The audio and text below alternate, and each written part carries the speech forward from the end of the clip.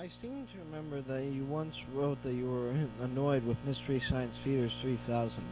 Can you explain that?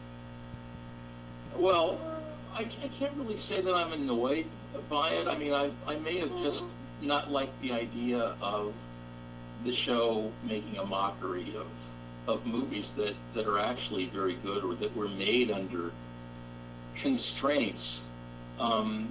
Because a number of the movies that they did use were actually not trash, and they were made with a lot of ingenuity. And to mock movies like that implies to me that to make a movie with a lot of money and to make it very glossy and very soulless is the really only way you should make a movie to not be mocked.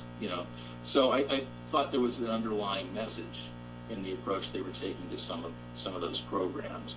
I mean, but I've certainly been to midnight matinees where I would throw comments to the screen along with the best of them. I mean, there's certainly a place for that, and I think that show does that very well. It's very clever, and actually, Video Watchdog was mentioned a number of times on Mystery Science Theater 3000, which we took as a great compliment.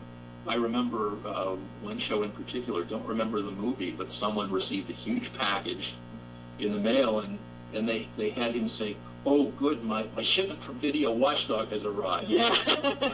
So, it's just very flattering. So I can't be too critical of people like that. But he loves those kinds of movies. So to see them up there on the screen and being talked back at and ridiculed, it's like, well, here I'm trying to make something serious out of this old movie, and it's got its merits, and they're up there just throwing comments at it. So it's yeah. Actually, that's another thing too, because when we started Video Watchdog, in my first editorial, I said that one of the things I really wanted to accomplish with the magazine was to establish an in-depth and serious critical arena for discussion of these kinds of movies. Because at that time, when we were starting out, the only books that you could find on these films were things like the Golden Turkey Awards, and even the Psychotronic Film Guide. As good as that was, and I liked that book quite a bit, it did take a sort of freak show attitude toward the genre. Like, this is strange, you should check this out. Oh, yeah. And to just say something is strange or odd or less than perfect reflects poorly on what really is the form of cinema that all movies are indebted to. The movies began in the first place as a parlor trick to realize things that weren't real. And it's been ghettoized over the years since then. But I think in the last 17 years since we've been active, you can see that these movies are now being put out on DVD in very prestigious presentations.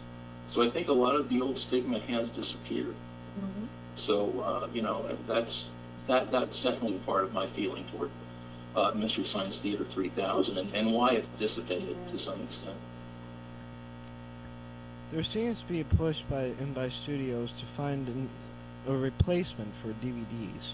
Do you think the DVD has run its course?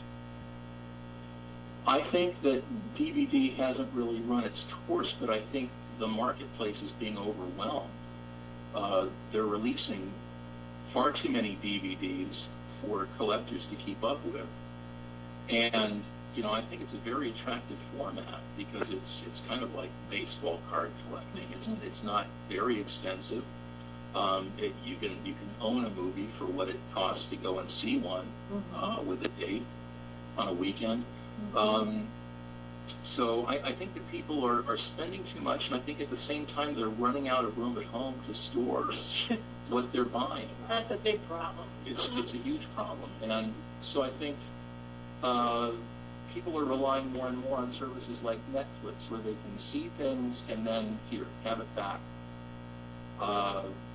Especially since video stores aren't carrying the kinds of movies that people want to see anymore. Right. I mean, so Netflix at least has a huge catalog, and you can send through the mail and return it back. Right. I think if there was some sort of a service that could tell people, okay, we have every movie in the world in our catalog. If you want to see it, you can download it, watch it on your computer, or on your home television set with this hookup, and you know, you'll have you can store it on your hard drive, watch it as much as you want, and then you know, let it go. I think if we had a guarantee that that these things were available and they were going to stay available, I think a lot of people would start to let their collections go. Because I think all of us who collect DVDs are still working from this remembered feeling of when a movie might not be available to see again. And we all want to be sure that we're going to have the pleasure of seeing these movies we love again and again.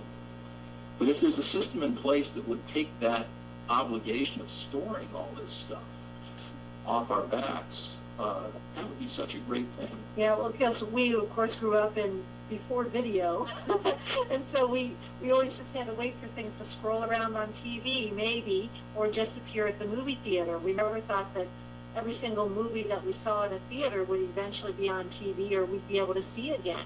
So a lot of that is people are hunting for old movies that they used to remember and they'd like to see one more time at least.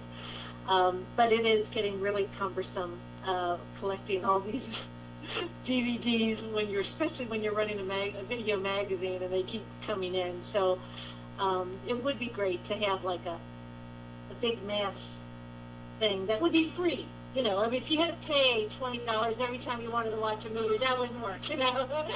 Free with your cable service. Or, well, as long as you're wishing.